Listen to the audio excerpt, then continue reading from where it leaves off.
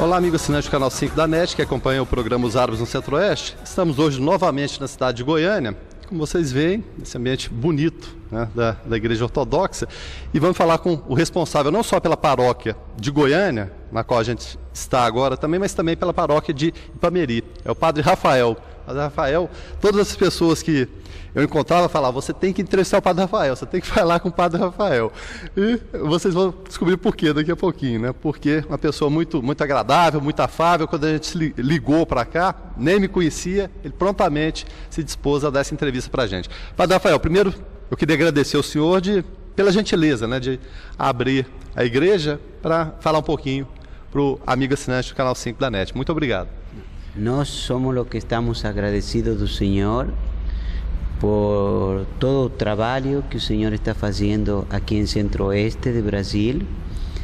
A comunidade árabe se sente orgulhosa e prestigiada de que uma pessoa que não é da comunidade árabe, que tenha esse interesse pela divulgação de uma cultura que, como todos sabemos, uma cultura milenária, e onde não só temos valores e princípios, mas também temos uma fé, um tesouro, uma riqueza tão importante para transmitir aos demais, que muitas vezes justamente precisamos do que o Senhor está fazendo neste momento, que é a divulgação, que o povo de aqui não só nos conozca pela música, pela comida, mas também pela riqueza intelectual e espiritual.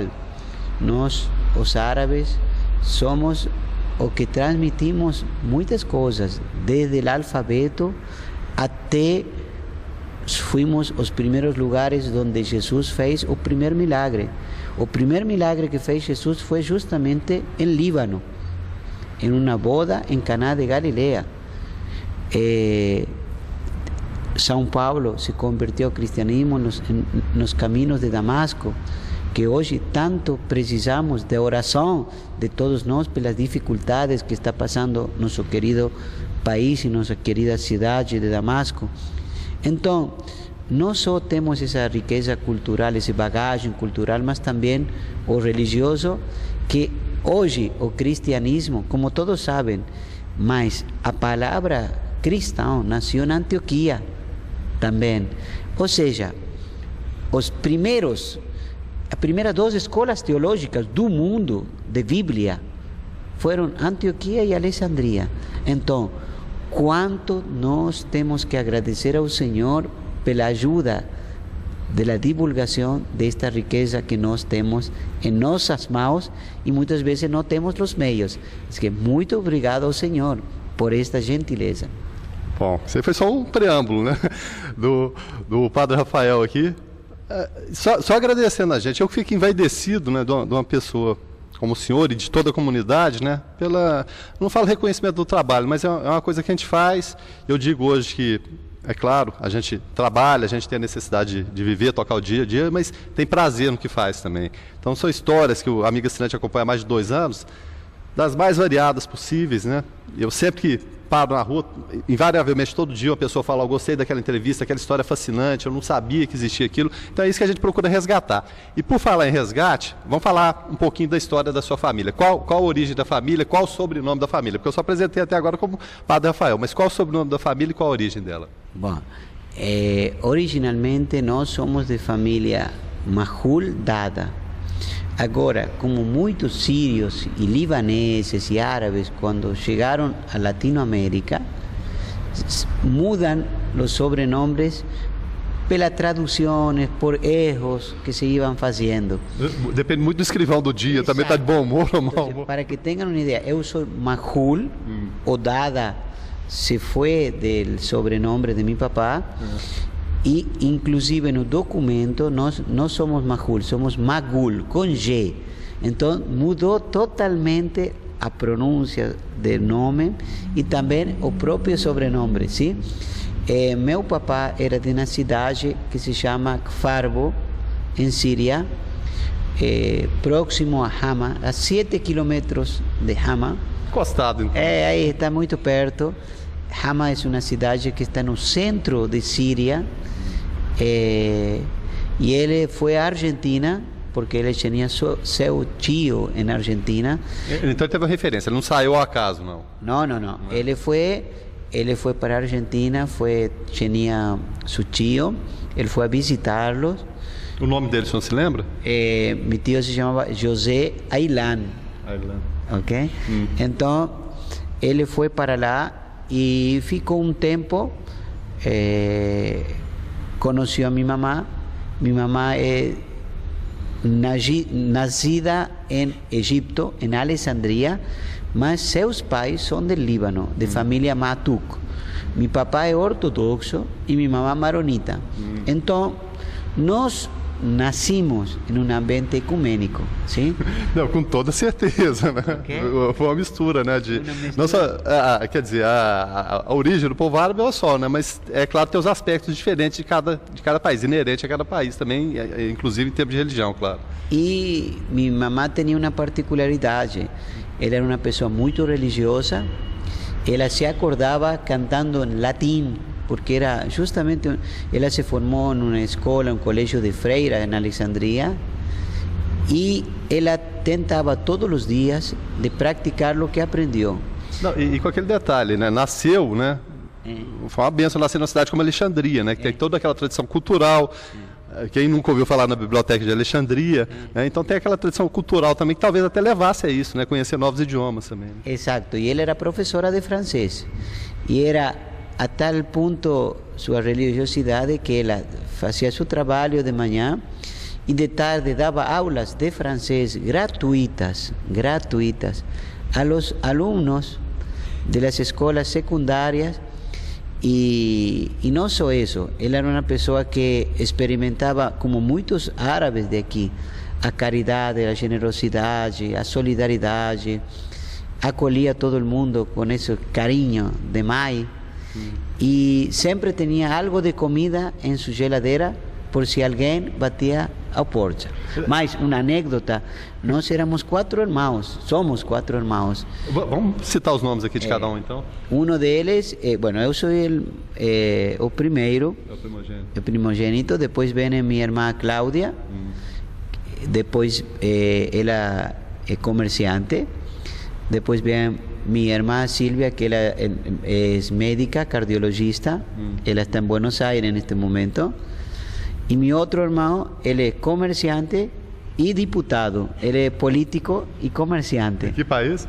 Também na Argentina. E a Cláudia da mesma forma? Também. Cláudia trabalha com meu irmão.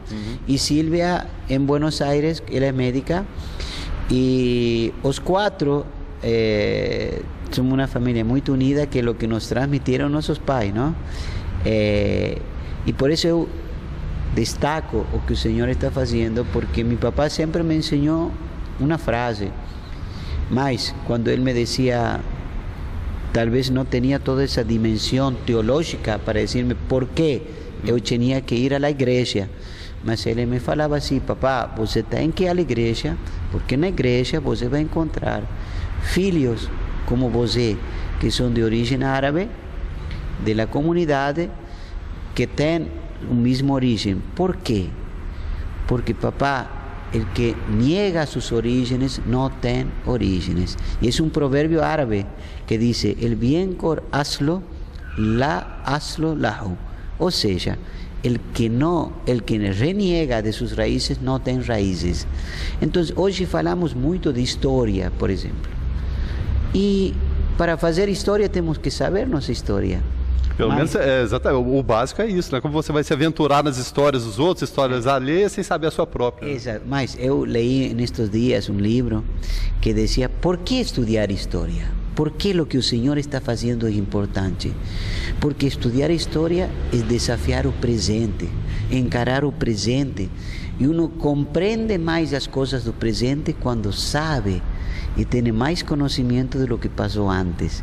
Então, nossos pais nos educaram com muito carinho, com muito esforço, renunciaram a muitas coisas, deixaram suas casas, seus pais, suas famílias e vieram a um lugar onde não conheciam a ninguém, como como en caso de aquí de América Latina, Brasil, Argentina, Uruguai, Chile. Todo tipo de dificuldade, Todo tipo de dificuldades. desde financeira, idioma, aquela Mas coisa. eu acho que o mais difícil é o desarraigo, el deixar coisas particulares que mais gosta, família, amigos. E isso, por isso eles, lo primero que faziam quando chegavam a um lugar eram duas coisas: igreja e clube. Por quê? Porque elas precisavam de um lugar onde lhe devolvieran o que eles estava faltando: identidade, Reforçar as raízes. reforçar as raízes e família. O povo árabe é um povo de família, a tal ponto que é de família que no vocabulário árabe nós decimos ahlan wa sahlan. A palavra ahlan, de onde vem? De onde provém etimologicamente? Justamente de família. O sea, uno não diz bem-vindo quando chega uma pessoa. Não sou bem-vindo, sino você é bem-vindo à nossa família.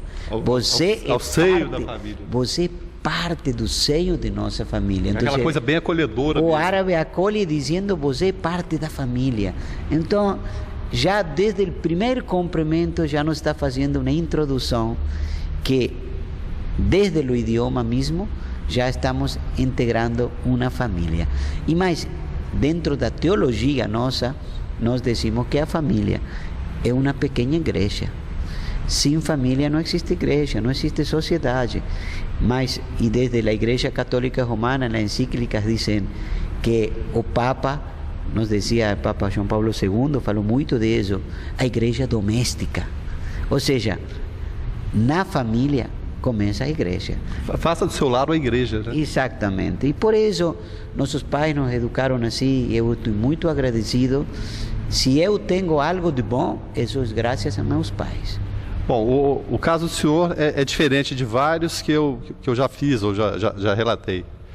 Que eu me lembro, acho que o primeiro caso que eu estou entrevistando uma pessoa, ao invés de vir para o Brasil, foi para a Argentina. Sim. Né? Então, até o sotaque, o sotaque carregado, a questão do idioma, né? É claro, na hora a gente nota. Mas por que Argentina e não Brasil? É claro que tinha essa referência de alguém lá, porque muitas pessoas falam fazer América, mas só que a América podia ser Buenos Aires, Porto de Santos, Porto do Rio, Nova York, acabou indo parar na Argentina, né? Eu quero dizer algo mais. A primeira igreja ortodoxa antioquena na Argentina foi em nossa cidade, que se chama Santiago del Estero, que está a 1.100 quilômetros ao norte de Buenos Aires. Santiago del Estero, para que o senhor tenha uma ideia, por los años 60, 70, quando na Câmara de Diputados se falava, em um momento dado falavam a maioria em árabe. Havia sessões que se fazia em árabe. Não, é impressionante. Tantos árabes que tem Santiago del Estero. Y la presencia y la participación de ellos en la vida pública, en la política, en la acción. O sea, el pueblo árabe es un pueblo que se integra. Y yo digo algo, una virtud del pueblo es integrarse. Tanto se integra que se desintegra. É se doa tanto que de repente... exatamente. O que significa isso? Você não vai encontrar os árabes que só se nucleam em um solo lugar e não se misturam com os demais. Os árabes se casaram com brasileiras, com argentinas, com venezolanas. Os árabes se integraram completamente à comunidade. Tal ponto que se vocês analisam os clubes, aqui em Goiânia não temos clube, mas em cada clube, en Club Goiás tenemos árabe, en Club Atlético tenemos árabe, en Vila Nova tenemos árabe. O sea, en cada club, inclusive sociales, Rotary Club, todo, tenemos árabe. Entonces, ¿por qué? No fizeram um clube, mas fizeram vários clubes, porque se integraram na comunidade. E muitas vezes era a própria sustentação. Em relação à diferença de Brasil e Argentina, porque todo mundo fala que o povo brasileiro é muito acolhedor. Sim. E o povo argentino em relação ao povo árabe, como que foi? Olha, o povo latino, em geral, a cultura é acolhedora. O sea, não só Brasil e Argentina. todos los países latinos tenemos una característica muy bonita, que somos acolhedores de verdad. Y no solo eso, tenemos la simplicidad y también el ritmo de vida. Por ejemplo, el señor en Europa no va a encontrar un restaurante, excepto en pocos lugares, 11, 12 de la noche abierto. Pues se va aquí en los países latinos, la mayoría están abiertos. Un pequeño ejemplo de particularidades de que as raízes são quase iguais. Bom, amigo assinante, esse foi o primeiro bloco do programa Os Árabes no Centro-Oeste. O nosso convidado de hoje, o padre Rafael. Daqui a pouco a gente volta para o segundo bloco do programa. É só um momentinho. E a gente sempre frisa que todos os dias tem a reprise do programa. O nosso convidado de hoje, na Igreja Ortodoxa aqui de Goiânia, é o padre, eu vou até falar o nome completo agora, hein? O padre Rafael Javier Magul. Estou certo a pronúncia, padre? Correto. Tá certo, mas eu fiquei ensaiando aqui também, não saiu assim fácil, não. Bom, no primeiro bloco a gente resgatou um pouquinho da história da família, a origem da Síria, falamos do pai, da mãe, a ida para a Argentina, diferentemente de outras famílias que vocês conhecem ou conheceram através de outras entrevistas, que foram direto para o Brasil. No caso da família do padre Rafael, não, a origem foi argentina. Vamos falar agora um pouquinho de padre Rafael. Narra um pouquinho dessa história para a gente, como foi a questão dos estudos, a vocação religiosa. Só fica livre para falar um pouquinho de si mesmo. Bom, minha vocação em si nasceu em Santiago del Estero, na Argentina, nossa igreja. Eu integrava grupo de jovens. E isso por volta de que ano, para a gente situar no tempo e espaço? E estamos falando do ano 82, 81. É, coisa recente, para Rafael novo. Pouco. Não, eu tinha 14 anos de idade. Ou seja, estamos falando quase 30 anos atrás, sim? Então, o grupo de jovens é um grupo muito ativo, trabalhava muito, fazia muitas ajudas sociais. Integração com outros grupos de jovens, católicos romanos, protestantes. Então não tinha essa distinção de religião. Para ajudar, todos se juntavam. Exato. Então, isso despertou em mim. Eu acho que a vocação em si nasce o dia do batismo. Jesus aí otorga os dons às pessoas. Mas a vocação se despierta, se acorda em um momento determinado. Essa vocação se acordou quando eu veia as necessidades do povo, acompanhado por um bom sacerdote, que era o padre Leonidas, um homem de vocação. Então, é o que muitas vezes uno reclama hoje, a falta de líderes, a falta de lideranças. Os jovens querem uma pessoa em quem identificar-se, em quem tomar e pegar assim como líder, e nos falta. E na religião isso também é fundamental? É fundamental. Por quê?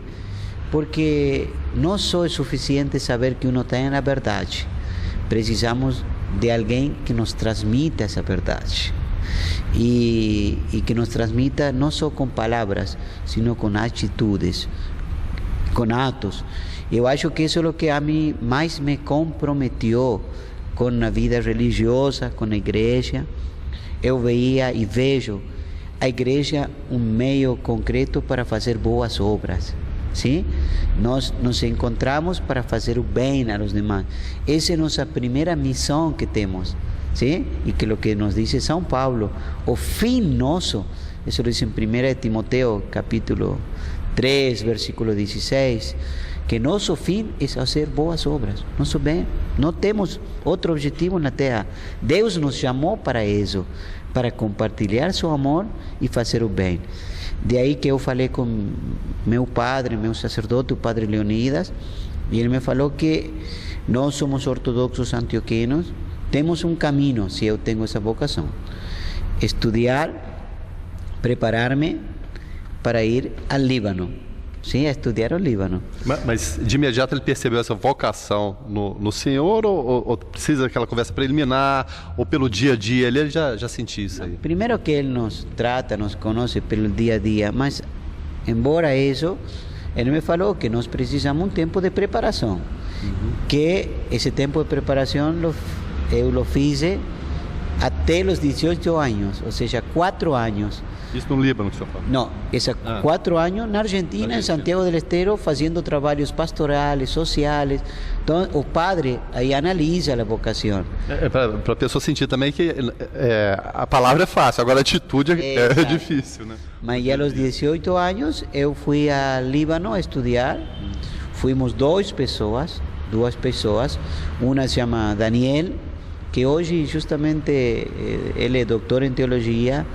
Ele é vice-rector na Universidade de Teologia del Balamán, en el Líbano. Fuimos juntos, ficamos 5 anos. Bueno, aí tive a sorte, e eu acho que a bênção de Deus, também de não só formar-me intelectualmente, espiritualmente, mas também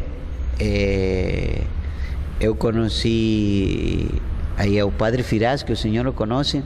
Nós convivimos junto ao padre Juan de Brasília, padre Juan Ruston. Seja, como Deus, depois de muitos anos, nos voltou a colocar aqui no centro-oeste de Brasil para trabalhar juntos, não? Não, vizinhos, né? Somos vizinhos.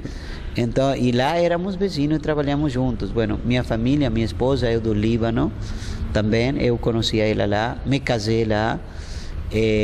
Eu tenho 2 filhos, meus 2 filhos nasceram na Argentina porque eu estudei, me formei, tive a licenciatura em teologia, me casei no Líbano e voltei para a Argentina, para Buenos Aires. Aí, em Buenos Aires, me ordenei de diácono, depois presbítero. Fiquei quase 10 anos em Buenos Aires.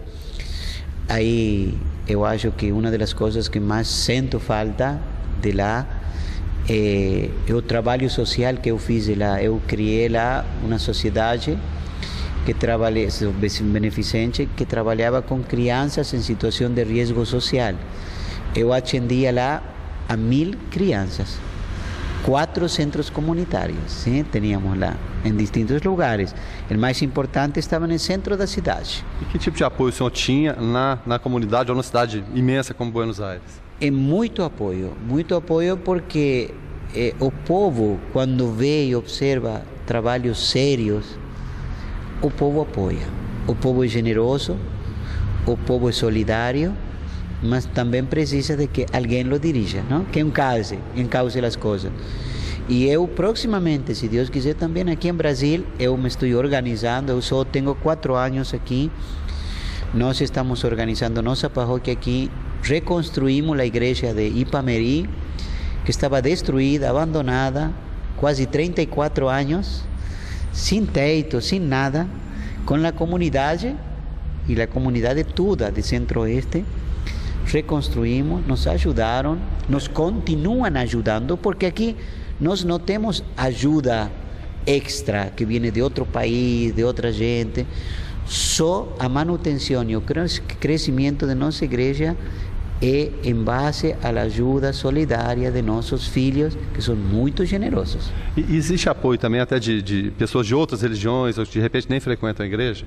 Aqui, Goiânia tem uma particularidade maravilhosa. E qual seria? Porque eu te vou contar uma anécdota. Domingo passado nós tivemos um almoço comunitário e me visitou um pastor batista.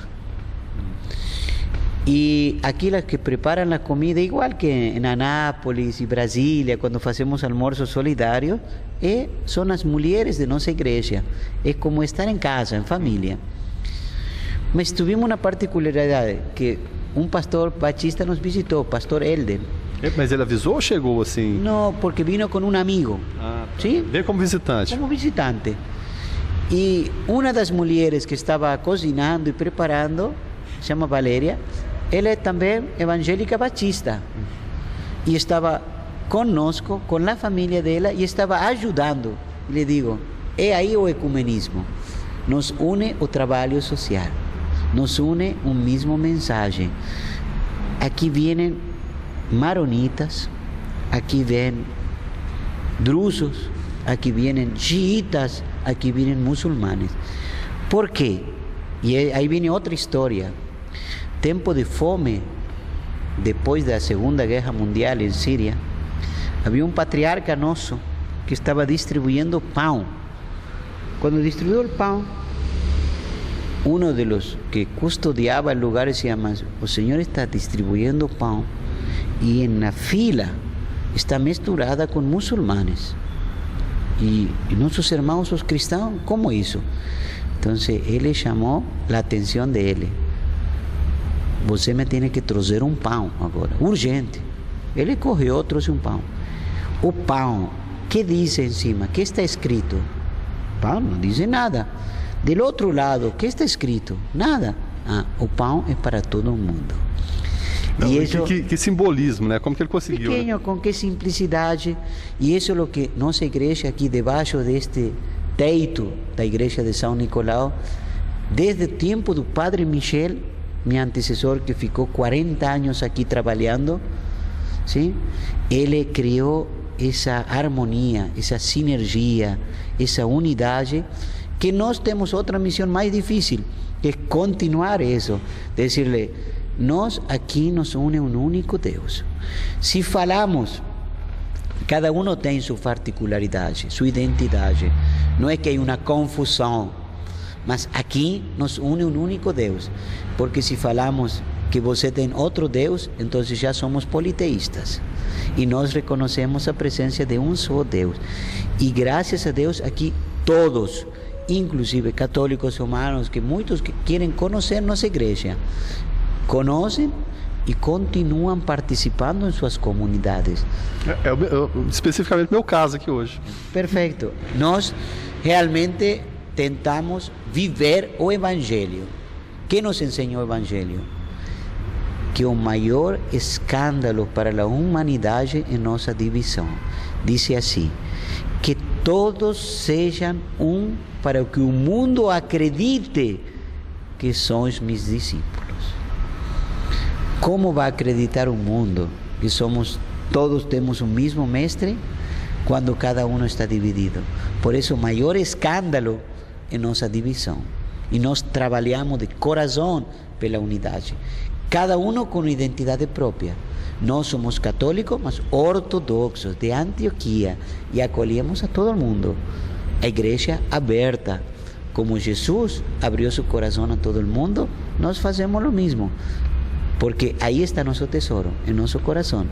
E o árabe diz, provérbio árabe, o que nasce do coração, chega ao coração. Por isso, Jesus mora no coração e não em outro lugar. Bom, vamos falar um pouco de amenidades aqui. Diferenças culturais. Sim. Argentina e Brasil. É muito diferente? Não, não é muito diferente, justamente por lo que eu falei. Aqui, talvez um pouco mais... el tema por ejemplo, son los españoles mucho más fuertes que los portugueses, ¿sí? Sin duda. Mas, sin duda alguna. Mas, por ejemplo, en el idioma, en español hay un 13 al 16% del idioma que proviene del árabe. Por ejemplo, azeitún, azeitona, arroz, azúcar. O sea, desde el idioma mismo, igual que aquí, lo mismo. En la parte de la cultura, la música, es un pueblo muy alegre, igual que aquí. Por eso yo decía que el pueblo latino tiene muchas cosas en común. En Argentina tenemos mucho más influencia, tal vez, originalmente de los italianos y españoles, ¿sí? Y después los árabes. Los árabes son la tercera colectividad más importante. En Argentina tenemos quase 4 milhões de pessoas de origem árabe, sírio-libanesa, a maioria, ¿sí? E em Brasil temos 14 milhões de origem sírio-libanesa, 14 a 15, ou seja, em quantidade é muito maior do que está em Brasil, mas em proporção é quase igual, 10% da população são de origem árabe. Bom, falando um pouquinho agora de política, se é que o senhor me permite, como que a Igreja Ortodoxa vê hoje a situação da Síria e do mundo árabe no geral? Olha, a Igreja Ortodoxa é uma igreja que sempre acompanhou em cada momento histórico a seu país, porque a Igreja Ortodoxa é uma igreja nacionalista, patriota, onde nos ensinaram que amar a nossa pátria também é amar a Deus, porque fundamentalmente uno tiene que valorizar el lugar donde uno está, donde uno mora. Eu hoje sou argentino de origem, nasci na Argentina, mas estou em Brasil. Isso que eu ia até perguntar. O senhor é argentino de nascimento, então o senhor e seus irmãos. Eu amo o Brasil. Não rivalidade e isso não existe. Eu amo o Brasil. Por quê? Porque meu povo hoje é brasileiro. Meus filhos espirituais são brasileiros. Isso é o que nos ensina a Igreja Ortodoxa, valorizar cada país. Por isso é nacionalista. O que não entenderam ainda no Ocidente, infelizmente, é essa grande riqueza que temos no Oriente de el diálogo sincero y verdadero entre las culturas y las religiones. Ellos no comprendieron bien la situación de Siria. Siria era realmente un ponche entre Oriente y Occidente. Hoy, por injerencias extranjeras, que le llaman primavera árabe, de primavera no tem nada, porque a primavera é vida, a primavera é alegria. Seria um inverno sombrio, né? Então, tentaram, ajudaram a pessoas que não são representativas do povo. O povo sírio hoje está sofrendo, como sofreu o povo libanês em outros momentos, como sofreu o povo palestino, justamente está sofrendo a malas interpretações geopolíticas do Ocidente. E seria muito pelo que o senhor falou, pela falta de conhecimento, e a gente até citava no primeiro bloco a questão histórica. Muitas vezes a pessoa não tem o conhecimento histórico da tradição mais do que milenar, de um povo que praticamente deu as diretrizes do que seria o mundo em termos de escrita, né, e de tantas coisas que a gente falou. De repente, olha só com aquele olhar ocidental e sem ter a profundidade do conhecimento, não só político, mas também teológico da coisa. Olha, se nós estudiamos o problema, por exemplo, para sair pouco do tema de Síria, Iraque. Os Estados Unidos pensavam que em Iraque lo iban a receber como nos filmes de guerra, com as bandeiras de Estados Unidos. Muito bonito o filme. Sí, muito bonitos são os filmes, mas hay que levarlo à prática. Hoje, todos os dias temos atentados, murieron muito mais e destruyeron muito mais de lo que quando diziam que estava Saddam Hussein, el famoso dictador. Ou seja, não entenderam a situação, não fizeram um estudo verdadeiro de las etapas, de los tempos, igual que lo que está aconteciendo en Siria. Por ejemplo, Siria, siendo o presidente da minoria religiosa... E põe minoria nisso, né? 3, 4% da população, por aí? No, entre los cristãos y los alawitas, que son los que más están apoyando hoy... A origem do presidente Bashar al-Assad é alauíta, não é? Exacto. Y otros hermanos musulmanes senitas que también están apoyando, mas entre los alawitas y cristianos son 20% de la población. Mas él gobernaba y gobierna en Siria con mucho más del 60% de la población. ¿Por qué? Porque están convencidos de que primero Siria y después los intereses pessoales. Primero o país, a pátria, depois os interesses pessoais. Então, com certeza, há que fazer melhorias, mas eu faço e pergunto, que país hoje não tem que fazer reformas ou melhorias? Eu pergunto, o Arábia Saudita, o presidente, primeiro-ministro, o rei, escolhido por povo, democrático, como quer Estados Unidos? Primeira pergunta. Dubai, Jordânia. E por que Síria? A pergunta. Não, vamos pegar o exemplo do Egito. O que mudou no Egito para melhor? Minha opinião, por que Síria? Justamente porque Síria era e é um espelho, igual que o Líbano, e ponte verdadeiro entre Oriente e Ocidente, onde a religião é para unir, não para dividir. Ok? Onde o interesse é o povo mais que os interesses pessoais. Então, se trabalhou, há muitas coisas por trabalhar e melhorar, mas realmente são exemplos de diálogo. Aqui chama a palavra tolerancia, yo llamo diálogo, porque cuando uno tolera, es como que uno se coloca encima de otro, uno tolera a otro. Diálogo se ponen en el mismo lugar, diálogo, como dice el griego, dos palabras, la mía y la de vos. Entonces, realmente, en Líbano, por ejemplo, hay 18 confesiones religiosas que conviven, cada uno de su identidad, sin ningún problema. Cuando entró problema religioso es porque lo colocaron desde fuera. Convivieron más de 2000 años juntos. Ahora que comienzan los problemas, eso yo quiero aclararlo. Siria, Líbano, no son problemas religiosos. O problema de fondo es un tema de intereses de algunos que no entendieron ainda que fazer o bem é melhor que fazer o mal. O fazer o mal para eles volta. Fazer o bem é para os demais. É complicado, né? Bom, esse foi o segundo bloco do programa Os Árabes do Centro-Oeste. Nosso convidado de hoje, para quem não pôde acompanhar o primeiro bloco, né, o início do segundo bloco, Padre Rafael. Estamos aqui na Igreja Ortodoxa de Goiânia. Daqui a pouco a gente volta para o terceiro e último bloco. É só um momentinho. O que é que ficou faltando para a gente abordar em relação à sua família? Porque vamos voltar um pouquinho no tempo. A gente não falou que ano específico seu pai foi para a Argentina. Que tipo de atividade, por exemplo, ele desenvolveu lá? No Brasil, todo mundo que vem geralmente pega o lombo do burro e vai mascatear. Sim. Com seu pai chegou a acontecer isso aí também ou não? Não foi diferente a los demais, mas meu papá tinha a ajuda de um tio, não? Já tinha uma referência, deu uma estrutura para ele. Exato, né? Mas ele começou com também a atividade comercial e ele tinha 2 ou 3 postos assim de verdura, de fruta, verdurão, como le chamam aqui, não?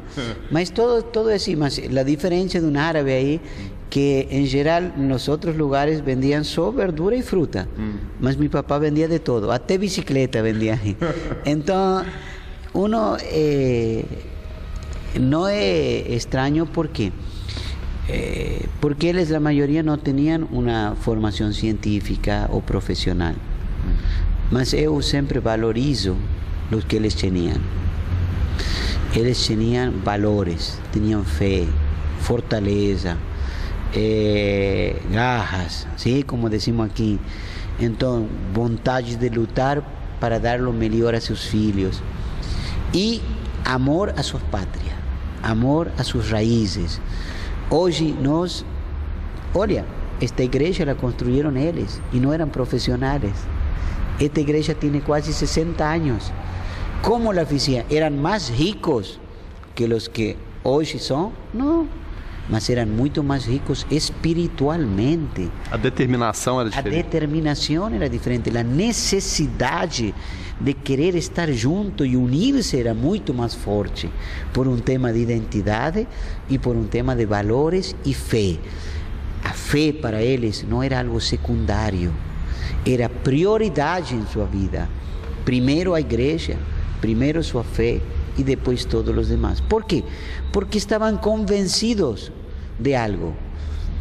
Eles queriam ter a seus filhos unidos.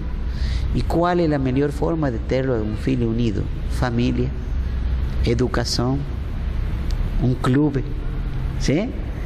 E a religiosidade, a fé verdadeira, uma fé com valores e com princípios, não como algo exterior, sino como algo essencial. Então,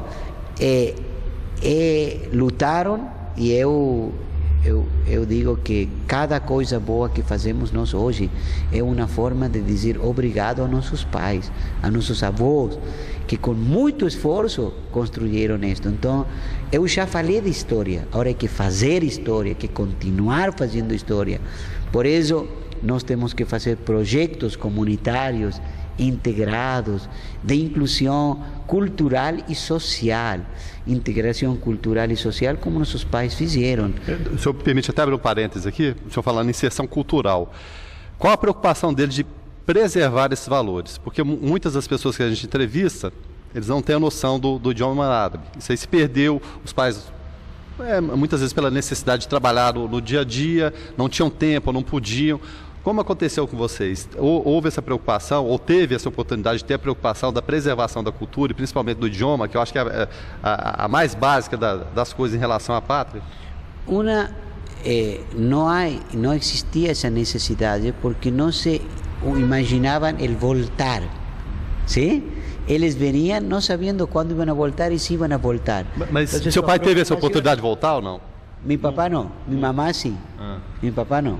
Mas mi mamá voltó y fue una experiencia muy bonita. Voltó con mi hermana, Silvia, que es médica. Ella fue una experiencia muy bonita. Mas, além de eso, nuestro idioma aquí, nos éramos como los árabes, algo exquisito, ¿sí?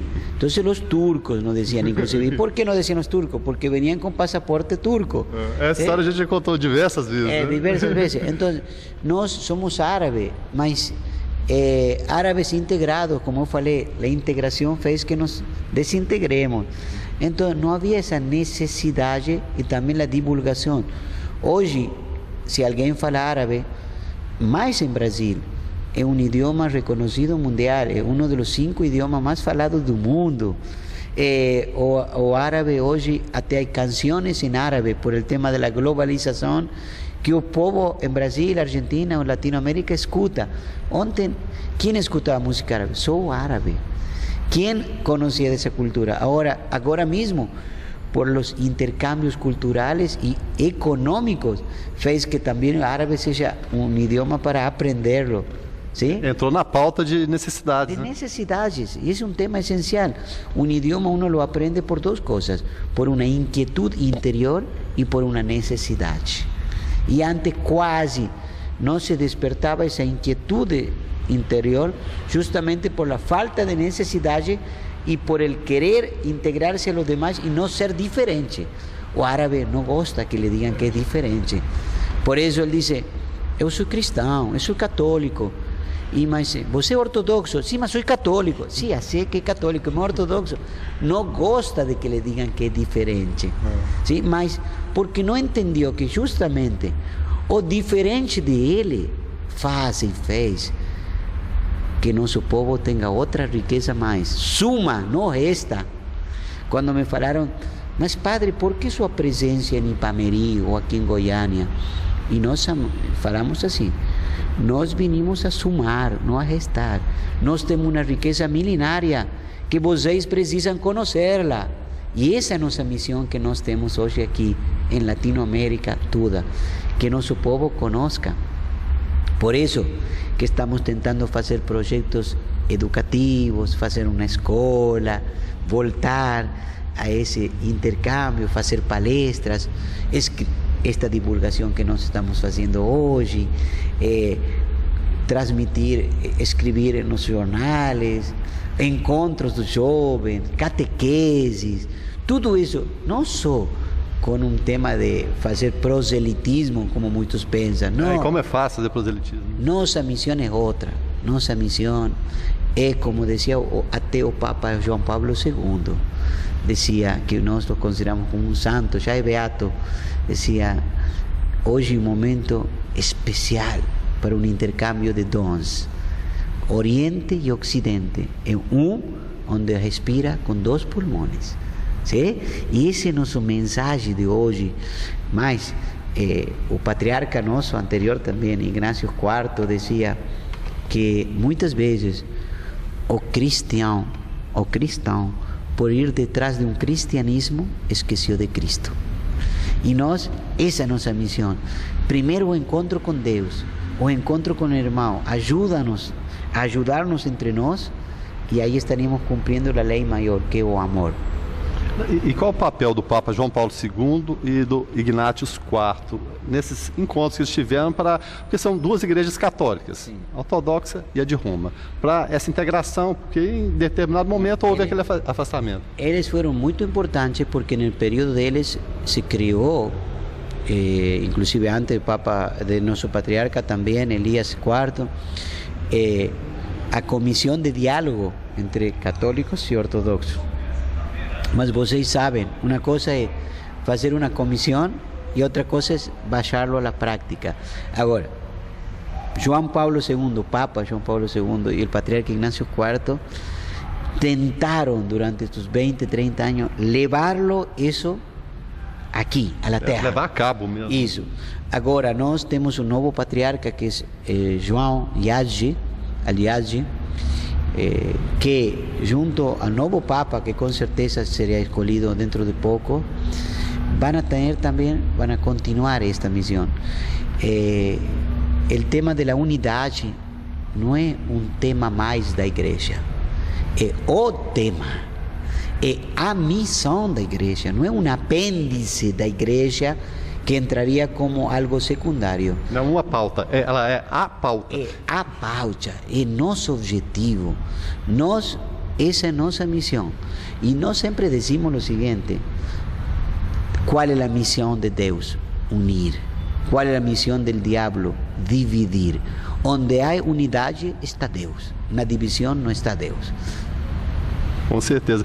Em relação à renúncia, né, digamos assim, do Papa Bento XVI, qual a visão, não sei nem se o senhor pode falar ou quer falar a respeito disso, da Igreja Ortodoxa em relação à atitude, né, que ele teve recentemente?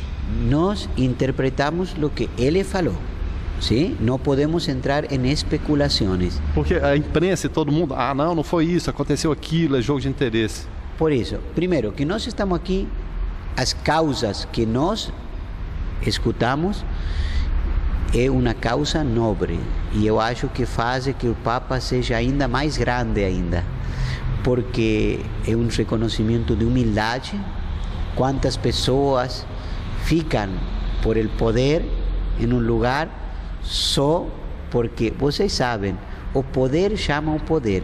Agora, nós, os cristãos, temos um poder que está dentro de nós. Não precisamos poder exterior. E isso é o que o mensagem do Papa Bento é justamente isso. Meu físico chega hasta aqui. Nosso poder é outro. Eu não preciso de um poder mundano. Eu tenho o poder mais importante, que é o poder divino, que está dentro de nós.